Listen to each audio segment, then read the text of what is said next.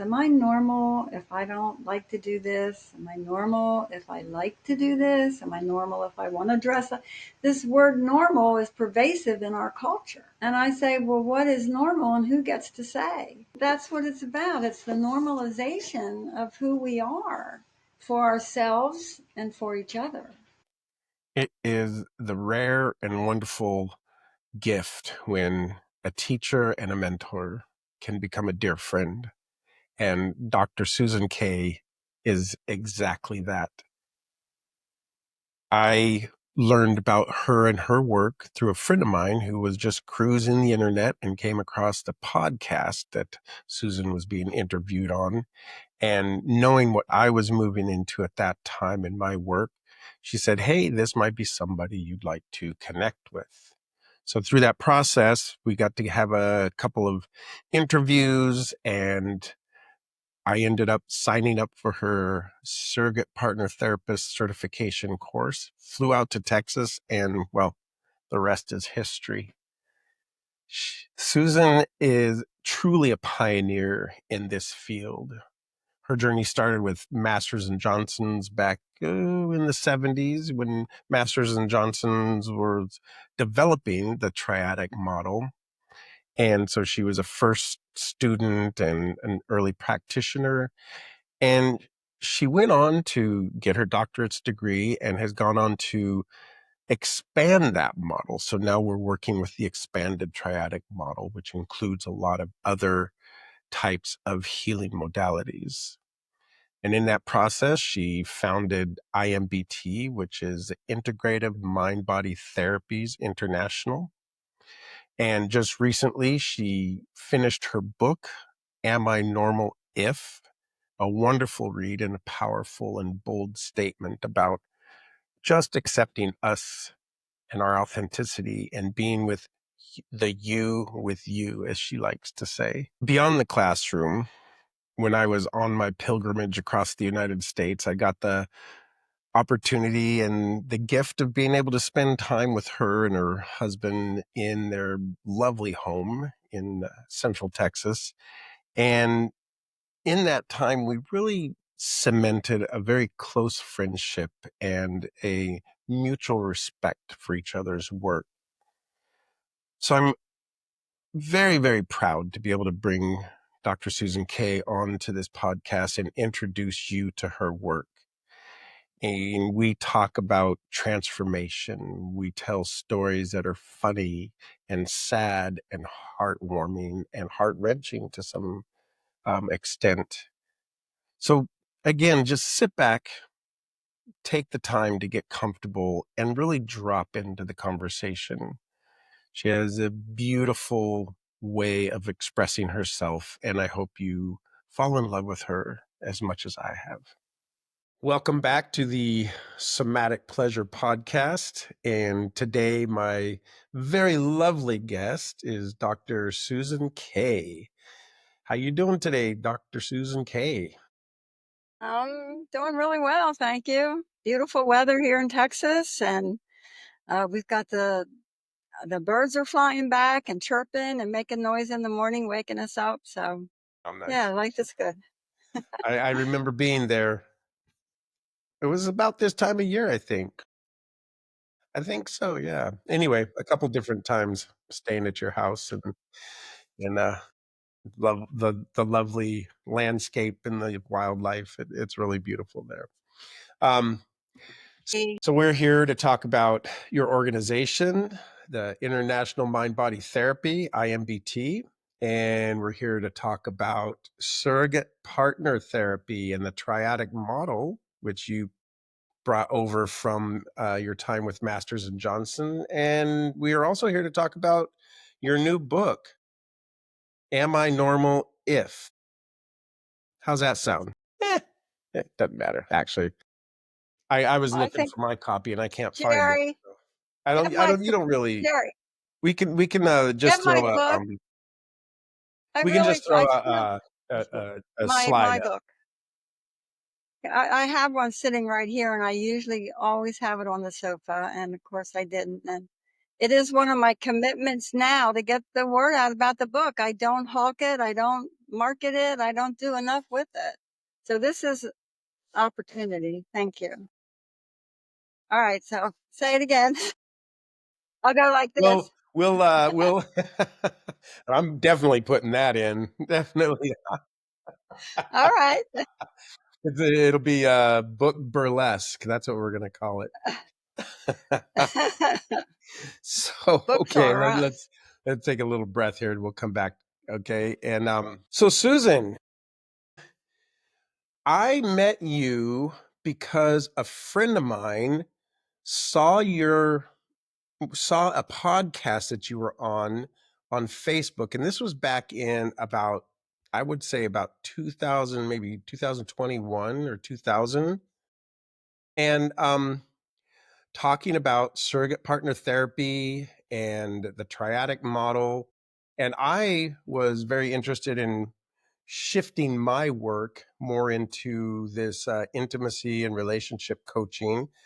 And you were offering a training, and I called you, pulled it together, and I ended up out there near Austin, Texas at your lovely home, and doing some training with you. So, what I would like to do is have you um, talk a little bit about uh, how you got into this work. What is your history of getting into the surrogacy partner therapy, the Masters and Johnson's triadic model, and what you're doing with that work today? Yeah. So how long did you want this to be? Because this was a long time ago. It's 30 plus years that Yeah. we've been building and shaping this very valuable way of reaching people's body, mind, and soul. I really believe this ancient wisdom, which is what surrogate partner is needed very much in today's world. And so the way that I came across it, I was doing massage therapy back in the 1970s. You know, when massage therapy was like, oh yeah, we know what you're doing. You know, and it was just starting this whole touch for health rather than touch for pleasure. So I was the first one in a male gym. You know, we didn't have like fitness centers where the women and the men went to. Back then, men had the only access to workout material. So I came in there and I was their first massage therapist. I was the first one in the area to work at a chiropractor's office. I was the first one to work in a beauty salon. So it was really just breaking like mid, late 70s, early 80s. And a friend of mine who was a massage therapist came to me and said, you really need to call this guy, Bill Staten, Dr. Bill Staten. He has work that you would really be interested in. So I called Bill. If you look up Dr. William Staten, he's a Baptist minister sexologist. I mean, the combination itself will have you look this guy up, right? He's 95 now, still very active. We get together at least once a year. So yeah, really fascinating story of what a Baptist minister did for sex therapy, sexology, what we know today, we didn't have 30 years ago. And it's because of people like Bill and other pioneers like myself that moved this movement into being an acceptable part of who we are as human beings, for goodness sakes, Yes, right? exactly. Who we are as human beings. So, what is the movement that you're talking about? So the movement was touch work inside of a therapeutic setting. Back then, touch work meant, like I said, oh yeah, we know what you're doing. You know, touch, we still have to defend touch, right? People aren't allowed to touch for this reason or that reason, or, you know, we're still scared of this most important um, sense. If you look at our senses and how we're designed, when we're born, that's the most alive piece of us is our need for touch. Babies die that don't get touched. Look at Ashley Montague's book. You know, they tracked it in war zones where babies lost their parents, they were put in there. And so it's still this fact today that we demonize touch. You're only allowed to touch in certain ways, or this or that, or who you can. And Well, we're and realizing, Susan, I mean, to be fair though, right? There's reasons for that.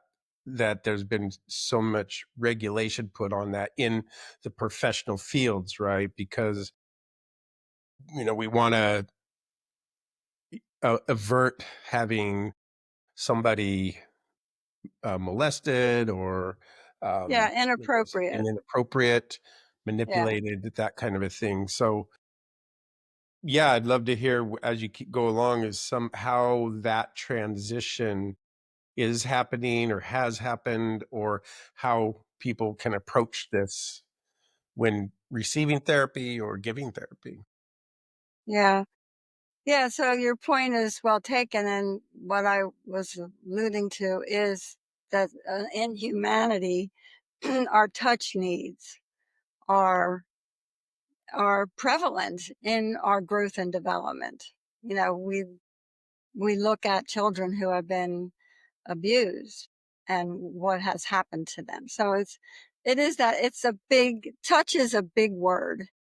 And we are just scraping the surface of what is needed and why this work is important. And so what did you want next from me? I'll just make a little comment here. What I find really interesting is that there is a lot of research out around the importance of touch for our physical, emotional, psychological well-being, for our growth as children, and maintenance of that as adults. Like it's just so important. And then on the other side of it, there is that sort of demonization of it. They're coming from the puritanical culture, from the psychological licensing boards, and the litigation culture that we have, Yeah. and then also people that really care about other people's safety and putting in place regulations to keep people safe. So, I'd love to hear what was being done then and is being done now, the sort of the history of the shift over to where bringing healing, healthy touch into therapeutic situations, and why. Yeah. Well, that's a big span, what was being done then and what's being Sure. done now, because we're going back to You got three like the seconds to make it happen. No. uh, so to go back into the hippie movement, of which I was part of, about peace and love and smile on your brother and everybody get together because we need each other. And so that was the very start of that conversation of how are we with each other and how do we do this in growth and development and allowing and trusting to be more in touch with each other's feelings, with each other's choice of who they are in life. There's still a thing about the way people dress or who people want to be Hmm. inside of male or female. And so there's this whole acceptance of our humanity that I think started with the movement from the 60s. And it's it's grown in leaps and bounds since like 2000. It was slow and it was still looked at sideways, although there's, knock on wood, there's never been a case brought against a surrogate partner. And that says to me it's protected, that this whole conversation about how we touch and who we touch and why we touch is what's being examined in a bigger way. And fast forward from the 60s to now, I was able to get us listed with the American Board of Sexology's ABS. You can look it up. It's around the world. Um, those folks who are doing mostly dialogue work, the American Board of Sexology, but I was able to get us recognized. Our IMBT is a member, mostly under my name, um, with the International Board of Sexology, and that made us global, which is huge given where we were when we started, and people were looked at as prostitutes and not given that therapeutic banner like we have today. So this really brings up, and thank you for that, coming from the 60s and sort of the free love and opening and people starting to talk about their feelings and emotions and, uh, coming out of Yeah. the more conservative, let's just say, 50s and then that movement up through, into the 70s and the human potential movement and, just the actual taking the time to understand why we need each other and why it's so important that we um, recognize the body as us as well, so coming out of intellect. And we're going to talk about a little bit later, one of your favorite things is neck up and neck down, and so we'll move into that. But what I wanted to, just so that folks are clear, and myself too, you started as a massage therapist. You got a hold of Bill Staten. Staten. I'm very sorry about that. So you came, you were working as a massage therapist, and then somebody recommended that you get a hold of Bill Staten. And then what happened from there? What was the Wow. Can I tell you my first story of Please. really knowing this work? Okay. So, I called Bill Staten, and he was teaching at the University of Penn down in Philadelphia. And he said, yeah, I have a class today. Come on down, or tomorrow, whatever was the date. So I'm like, okay, I live out in the Pennsylvania Dutch country. And so I get in my little car and I drive to Philly, and I find the university, and I find the right room. I find the right place where I'm supposed to be. And it just was overwhelming. And I scrunched my way through the crowd to the back of the room, and my life was changed. It was a woman, Anne Rochette from New York, who was like the only surrogate around at that time. Like I said, it was like the early 80s when I met Bill. And I I heard this guy's story, who was a 42-year-old virgin, and they were in New York, and he met with Anne Rochette, sorry.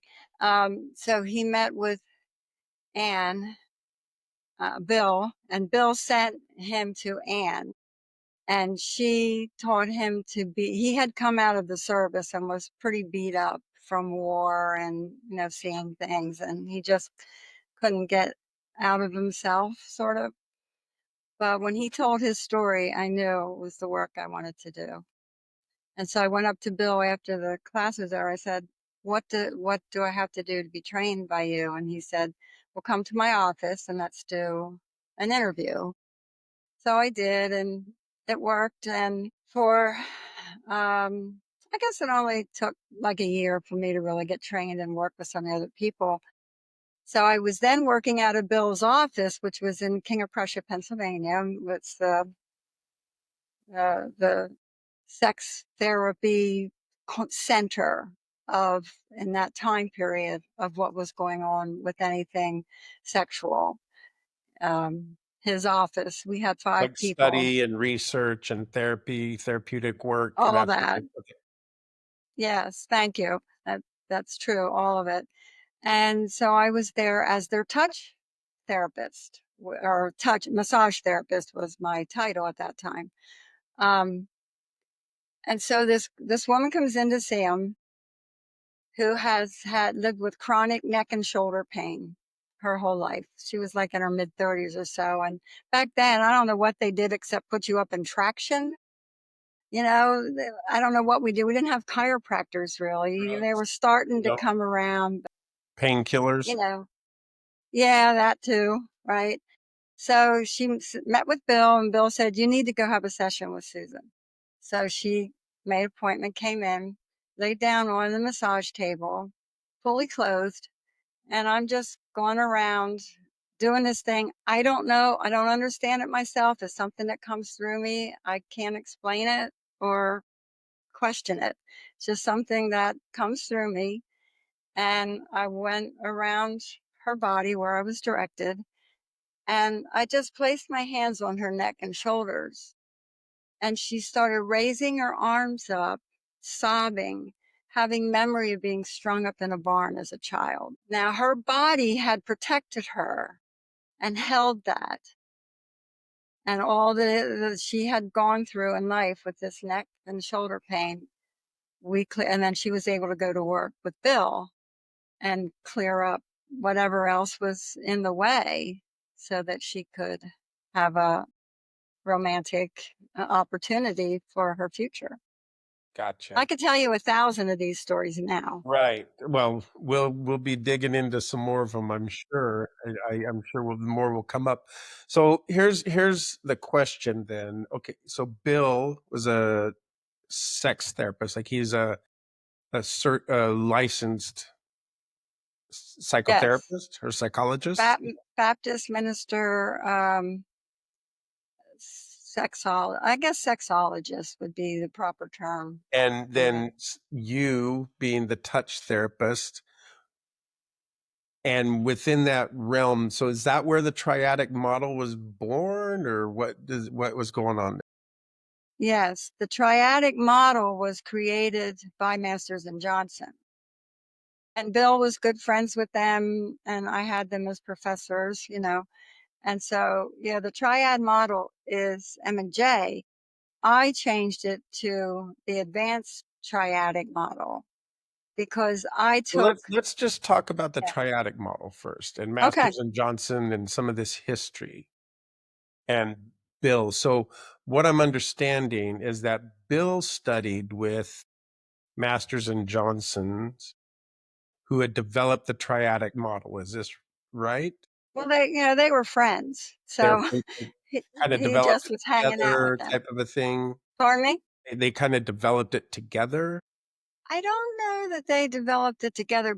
Knew of the triadic model, I would say, of surrogate partner therapy is what it was called then. I Right. named it the triadic model. So Okay. surrogate partner therapy came out of M&J, and because Bill was like an M&J person, he would be at all the conferences and be around where Virginia Johnson. I had Dr. Masters as a professor, and on the you see all my from the Institute for um, yeah, advanced studies of sexology out of San Francisco. And that's where I first met Bill Masters. He was one of my professors. So in the triadic or in the some surrogate partner therapy, the way it was developed was specifically for people that were coming in for some sort of a sexual related issue. Is that what I'm understanding? And it was men. And it was only men.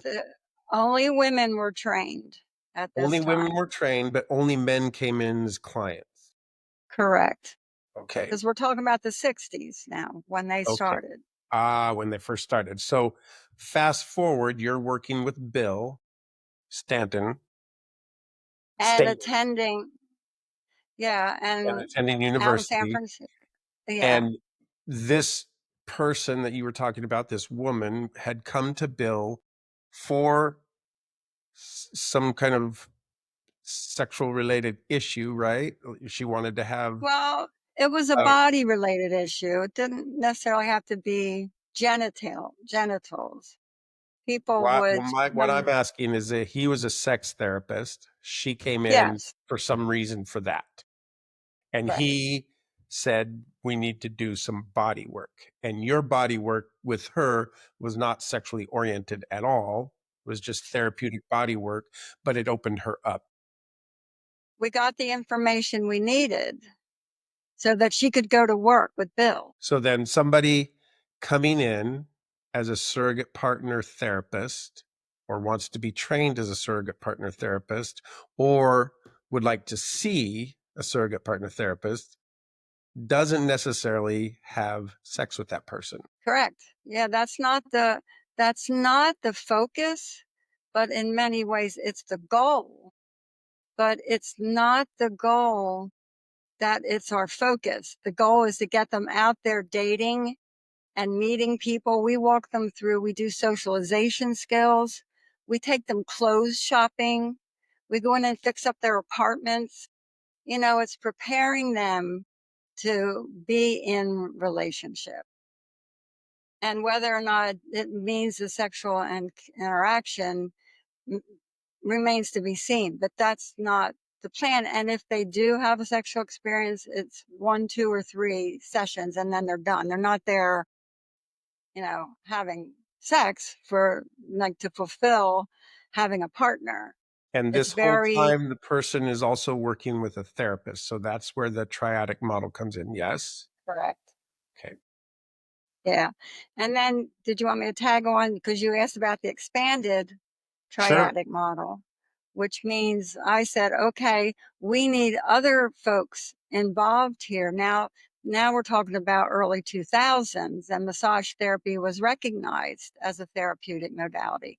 So we set up a training for people who already had licensing or expertise that would be good for our clients, like a hairdresser. You know, like, look, you need to get a new hairstyle, and we'd march them off to the hairdresser, or going clothes shopping, helping them with their clothes, going into their apartments, especially these guys, you know, living with a sofa and a big screen TV. Like, well, you can't bring a woman here, you know. So we would be teaching them how to date. We would go on dates with them. Like I attended professional parties and stuff that people wouldn't ordinary, like people that were scared or in the boat that our clients were in. Like, how do we interact? How do we, Right. you know, That's that socialization piece, helping that's the people word I'm looking at, the open up. socialization skills. So Right. when you're working with, when you are or another therapist are working with these clients, um, first off, now it's not just men coming in. Am I correct? Is there Right. women coming in We as well, started or training men. various genders coming in?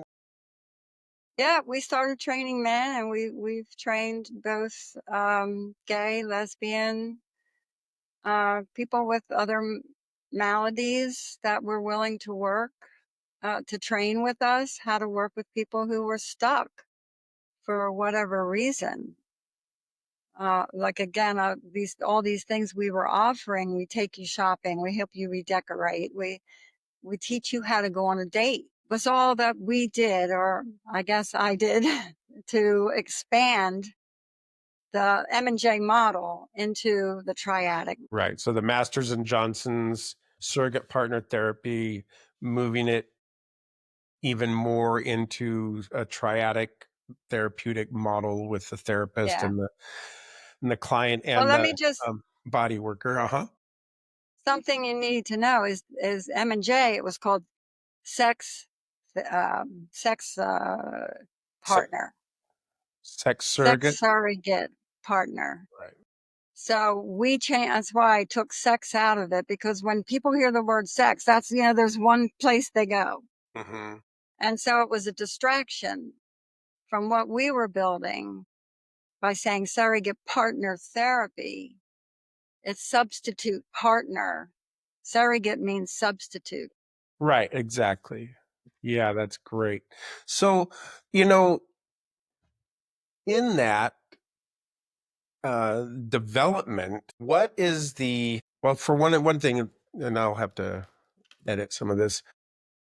So feels like, and I know a little bit about Masters and Johnson's work. You know, they were really studying into sexuality and in this culture, especially where there's just a lot of repression and conservatism, and it's taboo to talk about your sex life and what you want and your desires and your fantasies and all of this kind of stuff. So it's all becomes seriously taboo, especially at that time. So way I understand it is that Masters and Johnsons were studying into that to try to help normalize this very human need of being, sensual, sexual beings, and understanding Yeah. how to do that in a way that is more healthy and less fraught with things such as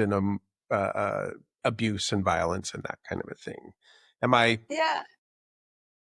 And it's ancient wisdom. M&J actually didn't invent it. They stole it in the sense that if you go back to Egyptian times, Mhm. where there was always war and guys are being sent out on the fields and beat up, they come home, they put them in these camps with women so the women would nurture them and take care of them and bring them back to wellness so they could go back out into the battlefields. Or back So into that's, society? well, Go I don't back to think their they cared about families that. and Maybe they cared about that. I don't know. Mostly the focus that I've learned this from is because of the wars and all that stuff that they would send people out. And the second reason, there's a book called The Celestial Bed. And I, at the time, there was kind of this discussion of whether it was true or not, but I've come across too much over all these years to not believe that it's true. And the way that it is pictured with, well, let me just tell you what it is that they had, this book is about old men sleeping with young women in order to get their life force, or having sex with, that they would, the celestial bed where there was, and I used to have a copy of it and I lost it, or I probably gave it to somebody, didn't get it back. But I think it's probably still out there. And so that was way, I mean, even before Egyptian stuff and this whole thing about taking the life force from women. And that's what it feels like too with this, with the army way that we used this language or this concept. And also, it's a lot still in our world today, that women carry something because we birth everybody. And so there's something about us that's mystical and magical and even a little scary, that we've not really reckoned with, I think, in our culture. It's not, It it's feels looked like at. we've let go of a certain amount of our humanity and the natural way of being, Yeah. and honoring the force, the life force, and um, that we're struggling to come back to it on many levels in many different places. And it Yeah. feels like what you're talking about and what Masters and Johnson's And that's why we doing. need this work today just as much or more than we have over all these other centuries, that how we've looked at what the life force means and how do we attain it, how do we honor it, and how do we share it. Yeah. Reminds me of another book that came my way. Maybe it was through you actually, but the Jungian book. It's not by Jung, but it's a acolyte of his called The Sacred Prostitute. And I don't have a copy, but it's very prominent in the field. Yeah. it really does bring some clarity around our relationship with our sexuality as human beings, and how dysfunctional it feels at this time in our history, That and is. trying to come back to a functional relationship with our own life force, and then being able to share that with somebody else. And then through this whole piece too is, what are we defining as sex? So one of the dysfunctions, if you, I'm sure you can talk about this, you will talk about it, is that, people think penetration, that's sex, just penis and vagina, and there you go. And, but really, sexuality is something that is kind of all the time, and you can bring presence to this energy. And then when you do, let's say, get into an intimate relationship or session with somebody, how much that can elongate the time spent and heighten the arousal. And so you're not focused on penetration and you're not focused on ejaculation. um I'd love to hear some more of your thoughts around my Yeah. meanderings there. Well, that's what I call it, the 10%. Like the 10% of who we are is our genitals, is where all this focus and all this hoopla and all this fear and all this, Interest. desperation. Right. Yeah. It's the 10%. Like, what about the other 90%? Of the And body. how do we celebrate? I mean, we're almost taught that our bodies are evil. And the word for me, evil spelled backwards, is live. We are supposed to experience and experiment. That's what this planet's for, because I know the other galaxies are going, look what they're doing down there now. It's like, Maybe. so, so it's, yeah, this mystery of why. I mean, who created the body for folks who are in a religious world? Didn't God create the body? And did he make a mistake here that we were designed the way we're designed, with the needs, wants, and desires that we bring to our world? It's, Yeah, I've, I think that even if you pull, religion or spirituality out of the picture, and you just begin to understand the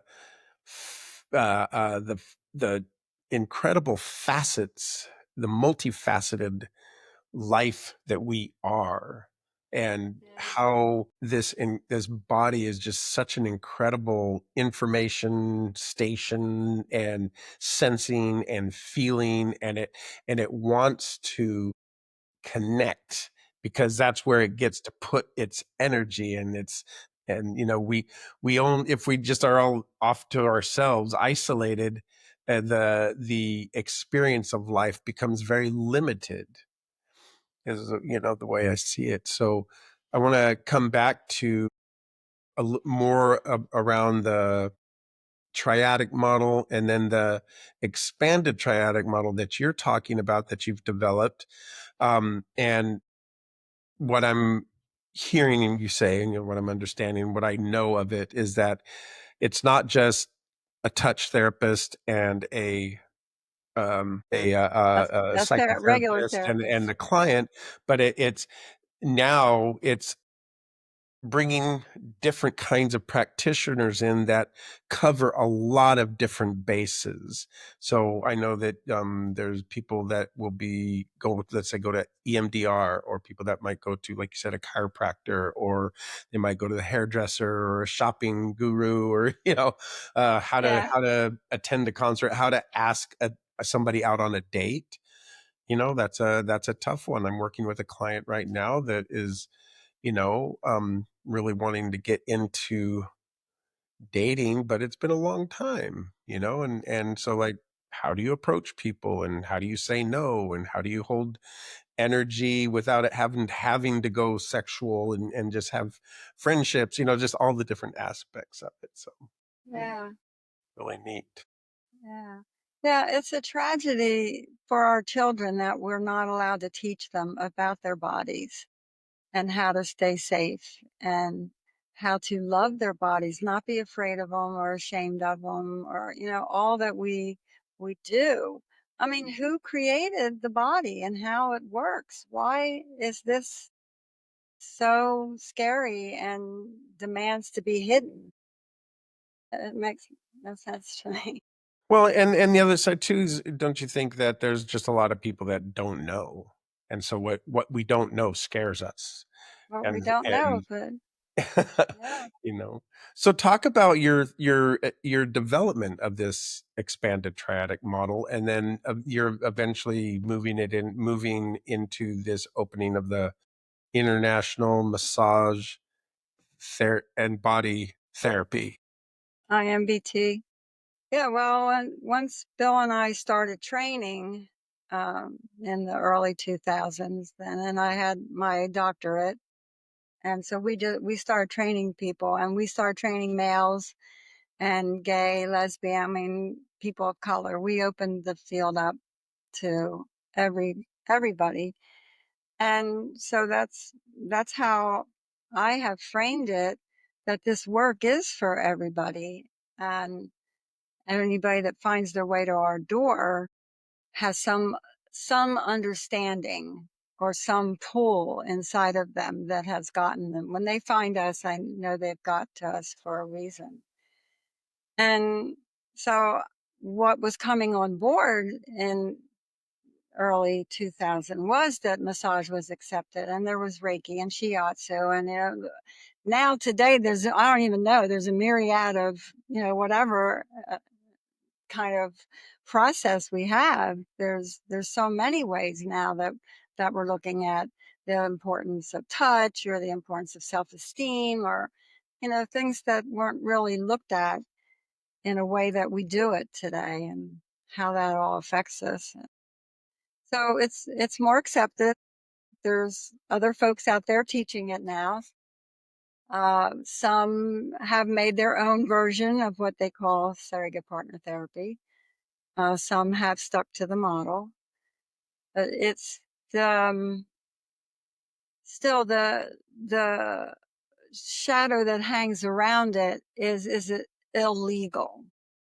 Because if you're touching another's body, I mean, they still even look at massage therapy with a crooked eye. I mean, they of the people who are still in that camp that about touch. That touch has to be controlled and maintained within a family system, or how and who we touch is still on some level either mentally or physically relegated.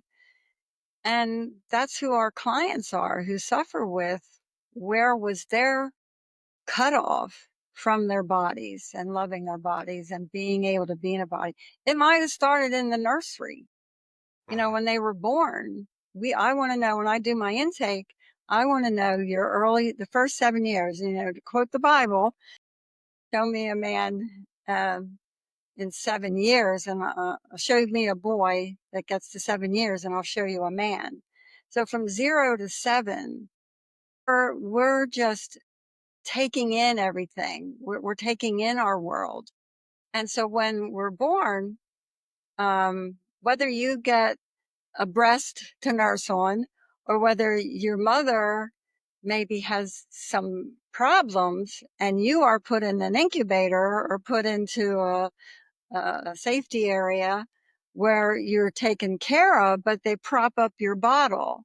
You don't get held and stroked or nursed.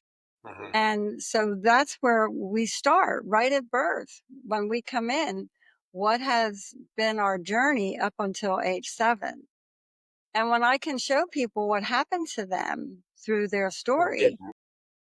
or didn't, Right. but they can take a deep breath like, it's not my fault.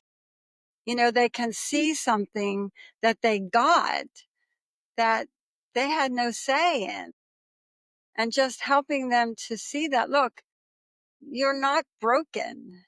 You've got some pieces here that we're going to put together, but you were a child.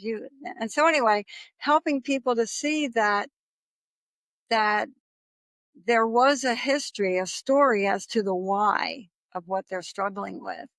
And then they can relax and take a look at who they are in the matter, like their um, their own personality, their own needs, wants, and desires, their own whether they want to be religious, their own what they're able to embrace and let go of, and stick their toe in the water.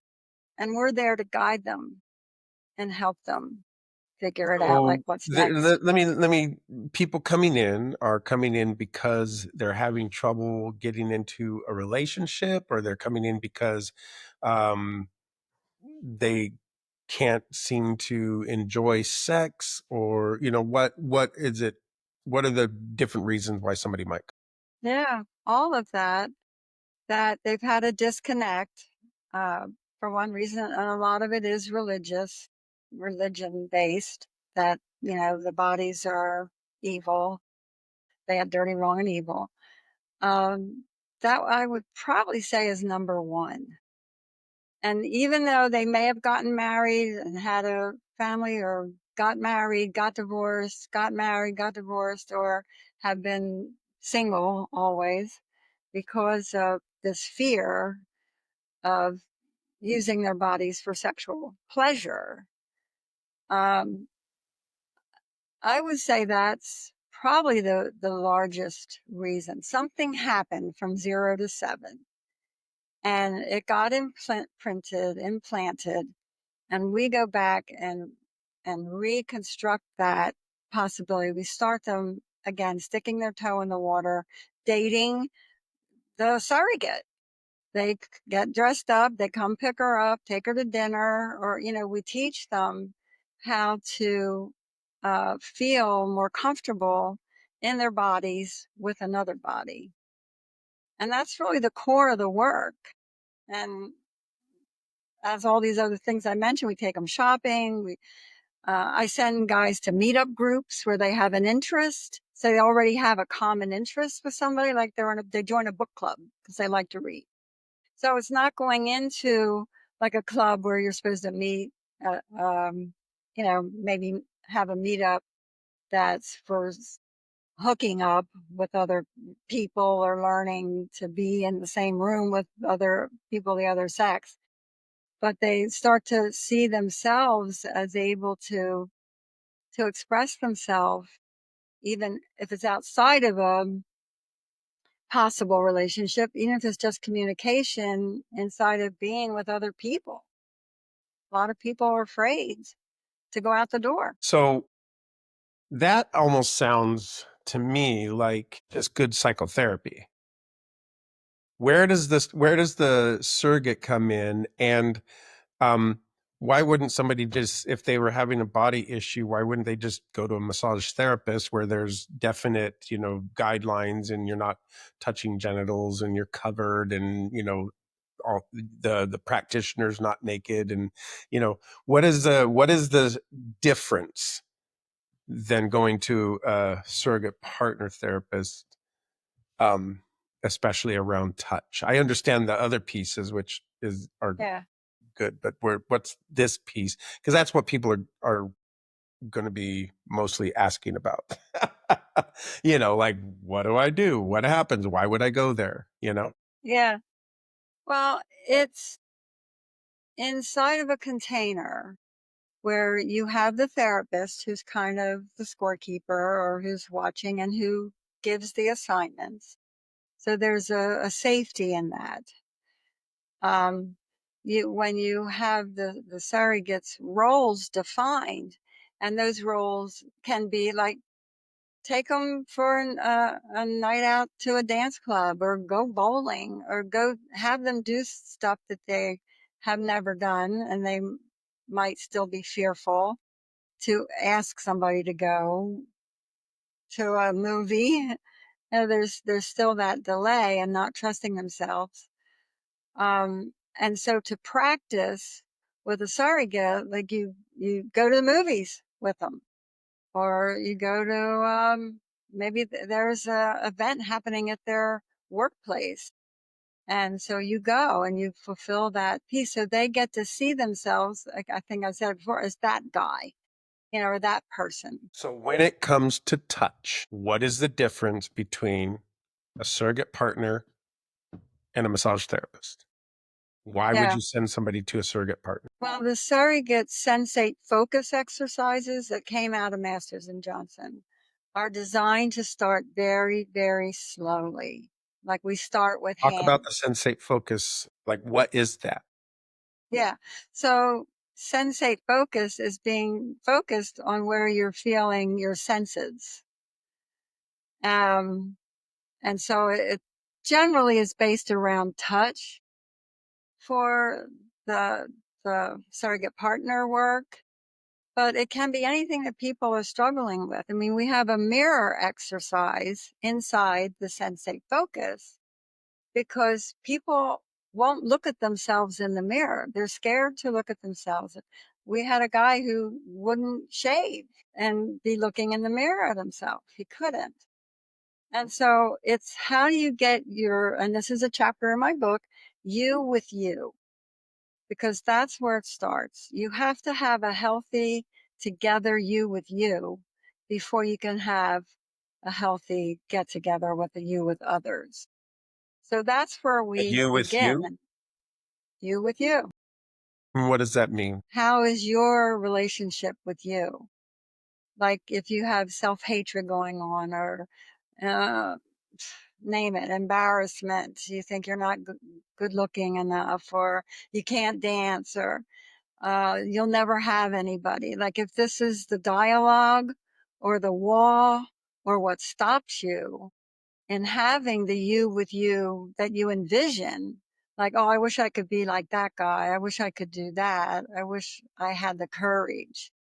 And so we raise these points to the surface, and then the surrogate's role is to help them go out and do it, like see themselves as that guy that takes a girl out for dinner or creates an evening. Like we're like this education for how to blossom, trust, and be aligned with your you with you.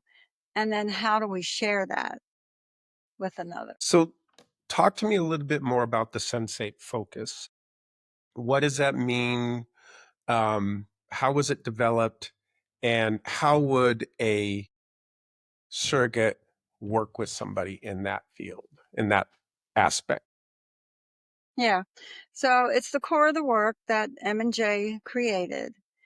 And it's to have them focus on one area of their body at a time.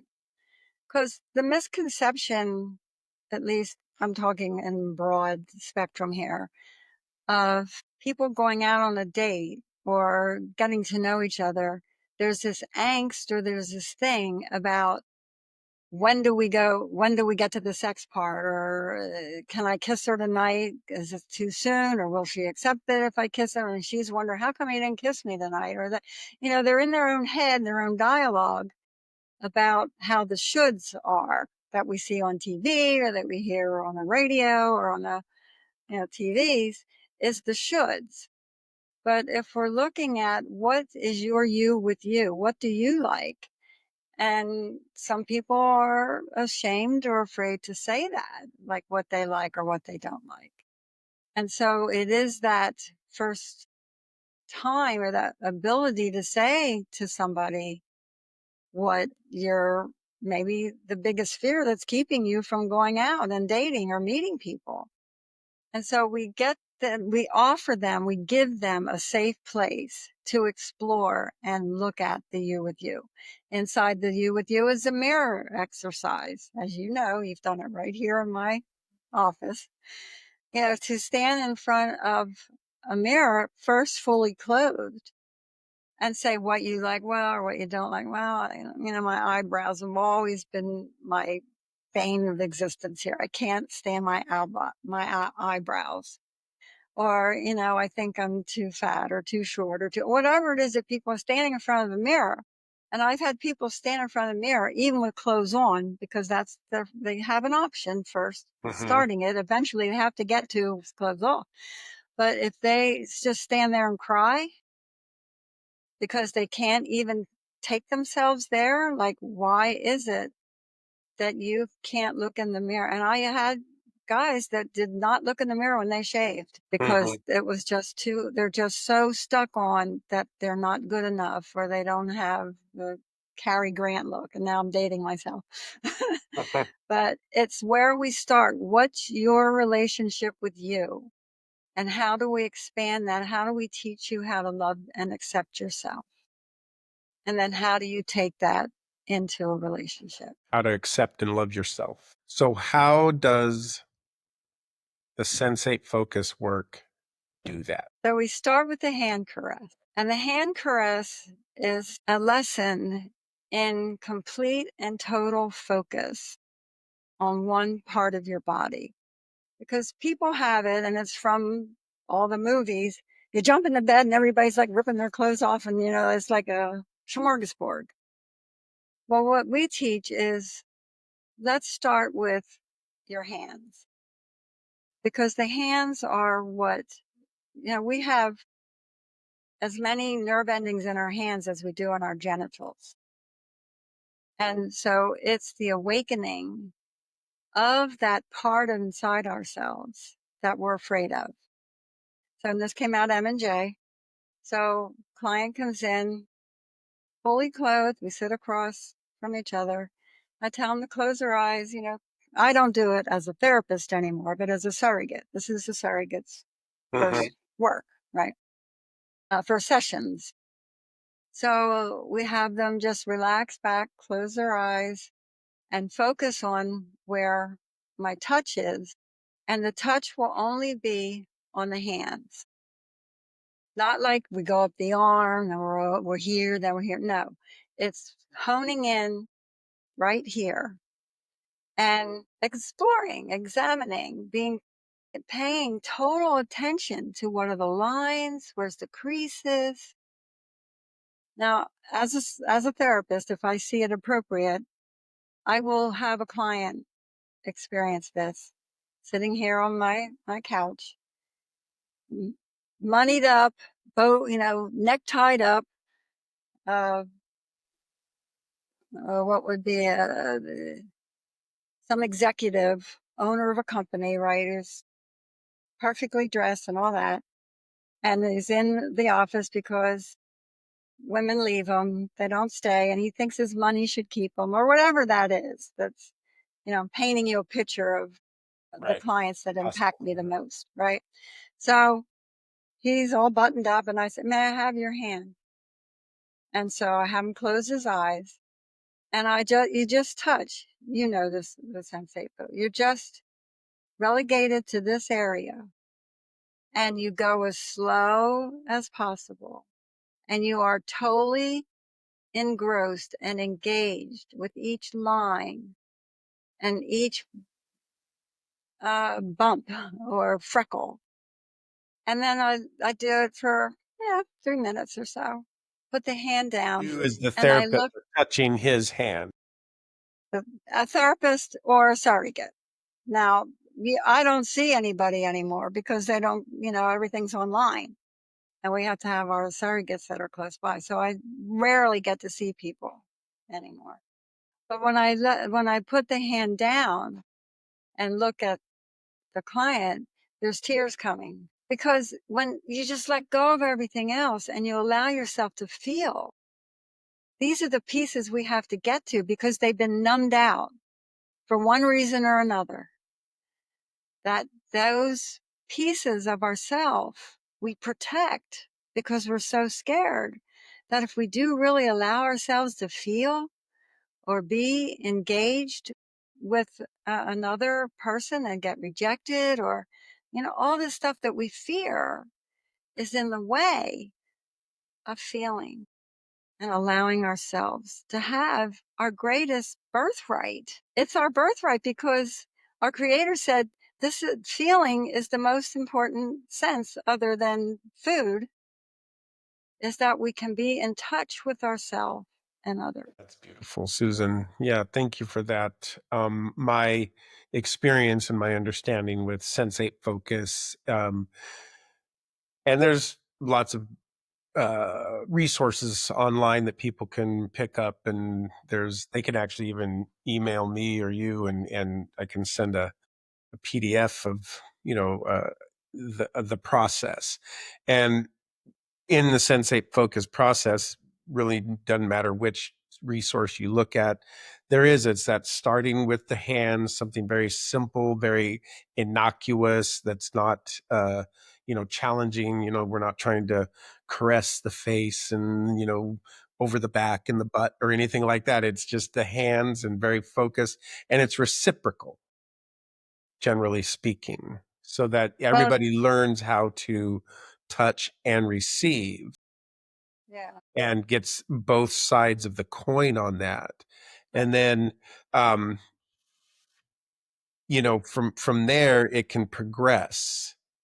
So now, whether that happens with a surrogate or if it's a couple that is being taught how to, be with each other, there's some really good things out there. The Touching for Pleasure book, for instance, is a wonderful book. But Yeah. there's a process and there's a watching, and this is the way I've experienced it in the surrogate partner work, is waiting for that person to become comfortable enough with themselves to be able to go on to the next step up the arms. This isn't done in one shot. This is done in several shots. It might take 12 months to get to a certain place. And eventually, like more full body touch and massage and work in that way. Um, and then, yeah, that's the whole part there too, where the genitals are just off limits for the vast majority of that, and maybe never become included. Um, One thing that I wanted to bring into this is that when a person, this dovetails right into this next piece that I want to talk about, which is consent and communication, right? So if a person doesn't know how to be in touch with their body and their sensations and their yeses and nos, how can they communicate to somebody and give consent? Is what that's the way that I understand that. And so I'd like you to talk a little bit about that and fill that out for us, because I know that consent and communication are a big piece of this work. Hmm. Well, and I always say communication is our largest sex organ, because that's where we need to be in alignment with ourselves, and that we can have verbal, physical, emotional, responsible, as you mentioned before, too, connection with others. We have to have it for ourselves. And that's what we teach, the you with you. Back. I love it when you come back around. Like Mhm. the you with you before we get them into that place of you with others, like building that Right. strength Yes. and the commitment that we help them build to get through it. Because we've had clients walk away like, I'm not doing this. I can't do this. And then they come back and they're ready to go to work. So they have to really be in a place where they're going to allow themselves the expansion. And we have to get over some really heavy stuff. And that's why Bill Staten, being a Baptist minister, we could send all our folks struggling with religion. We sent Mhm. them to Bill. And then Bill would work along either with us or, depending on how much work they would need. That's why it takes a village, Mhm. to go talk to this. And I don't mean to knock therapy, but to go talk to a therapist for 11 years. We had a guy that came into us, he did with the same therapist for 11 years. To me, that's unethical. And maybe It it's it becomes kind of a dysfunctional relationship in a way with no really reciprocity, how much. you know? Uh, so One. adding this, Go ahead. Uh-huh. adding this dissolves that happening. Adding Adding the surrogacy. the surrogacy or touch, touch pros, whoever else is on board, then it becomes a team. Our people are wrapped up with the team approach. Because if I can't figure something out or somebody, I know somebody that can. Right. Yeah. And that's high integrity that we as therapists should have, to bring in somebody else rather than keep hashing something over and over for years. I really, love watching people transform in this work, and come from a place of you can see relative shutdown, closed off a little bit, uncertain, scared. How do I do this? Do I look good enough? Whatever it is, that people are Yeah. coming in with.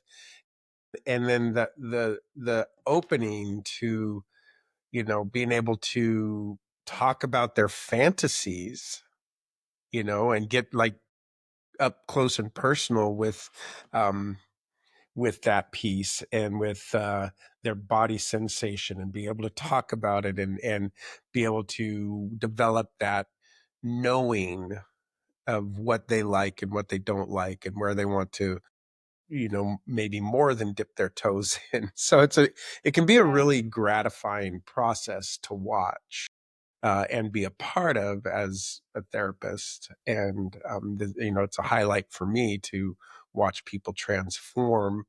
And I love working with the, people that are in religious recovery, I guess, that are recovering from some, recovering Catholics or recovering Protestants, Yes. or even people that are still very fully connected, and, you know, with their religion, whatever that is, but also understand that they need to and want to expand their relationship to life, their relationship to themselves, or relationship to other people. It's a really beautiful process. Um, And I just want to add to yeah, that we've had babies named after us, and we've been invited to weddings, beautiful. which, as you're saying, that when you cross over and, life changes, and they included us. We've been included in some of those transitions. Yeah. Well, what I want to jump into next is your book. Why don't you? I think you have a Oh, copy there. Maybe you can demonstrate that, and I'll put all the links to that in the show notes as well. So, okay. am I normal if? Yes. Nice. And That's that what just we came out mostly about a hear. year and a half ago, right? 2 years now, maybe? Yeah, probably 2 years. 2 years this summer. It'll be. And so, Yeah. tell me, how did you come up with that title? And then what is in the book? What would people get if they read it? Well, that's the thing have heard mostly in my office. Am I normal if I don't like to do this? Am I normal if I like to do this? Am I normal if I want to dress up? This word normal is pervasive in our culture. And I say, well, what is normal and who gets to say? And so that's really the core of my work, of this work. And it's the core of my book, because it's what we have to overcome first, is to help people accept themselves, the you with you. And then we can teach them you with others.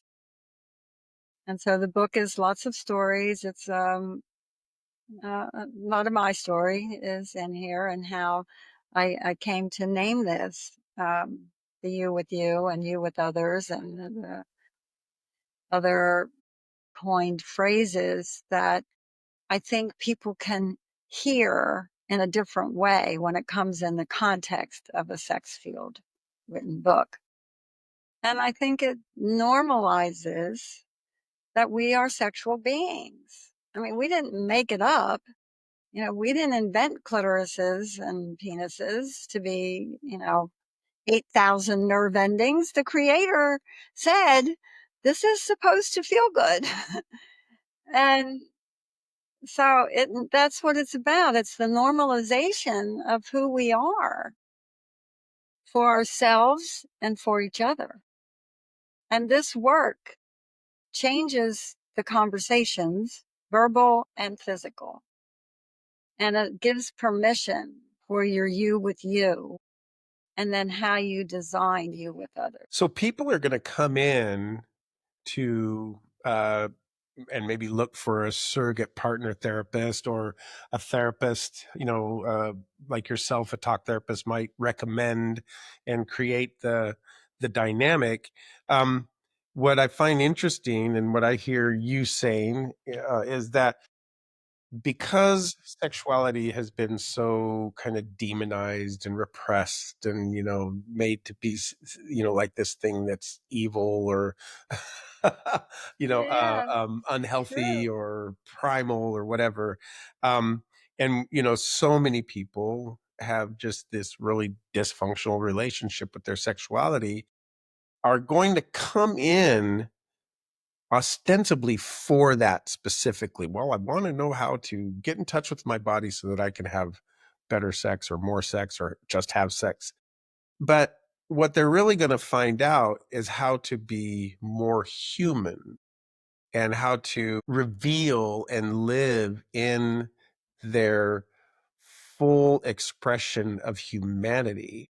And from there, they will be able to discern and make choices that will bring them into those places where they get to have the experiences of, a good, healthy, fun sexual life as well. And I'm saying that sort of in a bit rhetorically, but also, what is your opinion on that? How do you see that? Does that fit it for you in this realm of work? Well, I don't sure know if I heard you exactly the way you wanted me to, but because what I was hearing again is that you with you. Until you have an alignment, a relationship, an understanding, laugh it off when you screw up kind of thing. I mean, that's what people mostly struggle with that's in my field, that what I see that comes through the door. It's they're struggling with, do I measure up? Could anybody else really love me because I don't love myself? I mean, they don't have those words. Maybe they do. They might use them, be that aggressive with what they're understanding. But that's what we teach them. And we give them a platform like, we are here to coach you because we love you. You are lovable, and we're going to find those places and pieces that need to be dusted off, or even first time experiences. And in read the book, the stories, I put stories in because I wanted people to see themselves. Whoops. Mhm. I Right. wanted people to see themselves in these stories because I swear in 30 years, I think we've got it all covered. I don't think, but then I always say that. And then another client comes in like, oh my goodness, there's another story. So, the bottom line is, what's your you with you? And how willing are you to stand up for your you with you and share it with others? Beautiful. So we are coming to an end here, my dear. And I just want to, first off, what are you passionate about right now in your life? I ask everybody this. I am passionate about getting the word out. Um, I'm going to be more focusing on getting my book out now because we've trained people to do what I do. We have other people that are managing and juggling, which I don't want to do because I can't do computers. So I feel my next step is to be the elder here. And thank you for giving me the opportunity to do this work still through coming in and being interviewed and telling the story. Because I think when people hear my story, they'll see their story inside of it. At least that's what I hope, that they may learn and see something about themselves, be it mental, physical, emotional, or spiritual. Mhm. Because that's who we are. We are all those pieces. And when we try and take some of those pieces out of our puzzle, we're limping. We're limping over at the therapist for 11 years. So the you with you is the core of how we move forward for you with others. And even if they just get the you with you, we had a guy come in, I think he was 70 years old, and he had some mental health going on. That the family had kept him at home, and he had been like their go-to boy. Do the dishes, mow the yard. They didn't really see him as having enough capability to have a life outside of the family protection. And it came to it, his parents had died, and he still had two sisters, I think, either two or three. And they were still pretty much in charge of his life, like where he went. They didn't teach him to drive. Again, he had little mental drawbacks. I don't really remember what it was all about. But he somehow acquired money and got himself on a bus and got to us. And he came for, I don't know how many sessions. It wasn't a whole lot, because it wasn't like he was really experimenting so he could get out in the world. He just wanted a relationship that he knew somehow existed for himself, but he didn't know how. I don't remember how he found us, but it was one of the most touching stories, because we gave him something he would never have experienced had he not taken himself on and given his you with you the courage to get to us. And he would show up on a bus with a little packaged lunch in his coat and his arm, and he's just precious. And I often think of him, and thank you for the opportunity to share his story in the sense that we all have some pieces of this work that would be of value for us to examine it, for our own you with you, or you with others, or just the awareness and the knowledge of the stories and the history. Yeah. Well, that sounds like maybe we've come to a conclusion. That sounds like a pretty good spot to end this. Unless you have any last words, and I mean that in the best way. You're not going to get shot, I swear. Yeah, right. I guess it is. The most important thing is, what's your relationship of you with you? And how is it serving you or not? And if there's some pieces that are missing, take yourself on. And don't be worried about what other people think or what you should do. Don't should on yourself. Yeah. Be the best you with you that you can be, because all our fingerprints are different. And there's a creator that created this. Somewhere, somehow, all this and who you are is who you were meant to be. And the gifts that you are bringing here are the gifts you were meant to bring, to give. Mm. Yeah. Thank you. Thank you again, Sue. That's great. All right, my dear. Well, we're going to bring this to a close. And I hope to have you on again in a few months. Thank you. We can Thank you for this, James. And do you're it. really preserving the work, and it brings me deep gratitude, because it's what the world needs right now. We need to come together, and we have to come together with ourselves before we can come together with each other. It's just And sometimes we the need way it other is. people to help us find that space of ourself too. You know what I mean? Right, This is a absolutely. group project, as you said. Life is a group. Yeah, well, it's a team. It's a team approach, which, yes, is an old M&J. Old M&J started it, but I think it's even more important today, because we are so divided and separated. Mm-hmm. Yeah. And there's more people that are declaring who they are other than just male, female. Mm-hmm. That there's this whole world out there of other. Yeah. And then there's AI. Yeah. Yeah. How about that for, About that.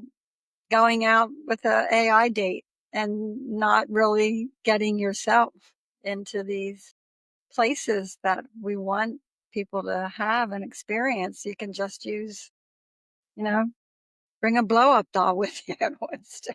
Right. Well, that is available too. You don't even have Yeah. to blow them up. They got this. silicone life-size Yeah. dolls. Yeah. Yeah. That's for another Sad. podcast, though.